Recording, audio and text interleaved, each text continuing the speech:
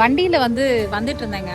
அப்போ பார்த்தீங்கன்னா ரோட்டில் ஒரு சின்ன நாகப்பாம்பு அது வயிற்றுல கொஞ்சம் அடிபடு. அதை நான் வீடியோ எடுக்கல நான் ஆக்சுவலி. ஏன்னா அந்த டைம் அது மேலே வேறு எந்த வீடியோ வண்டி ஏறிடக்கூடாதுன்றதுனால பதட்டத்தில் பக்கத்தில் இந்த கடையில் ஒரு சின்ன பாட்டில் வாங்கி அதை இதில் எடுத்துட்டு நான் வீட்டுக்கு வந்தேன். ரெஸ்கியூ பண்ணுறவங்களுக்குலாம் கால் பண்ணி கேட்டேன், யாரும் பக்கத்தில் இல்லை அப்படின்னு. பட் இதோட கண்டிஷன் சொன்னதுக்கப்புறம் இல்லை பரவாயில்ல, நீங்கள் அதை ஒரு 1 to 2 கிலோமீட்டர்ஸ் ரேடியஸில் எங்கேயாவது விட்டுருங்க, இட் வில் சர்வைவ் அப்படின்னாங்க.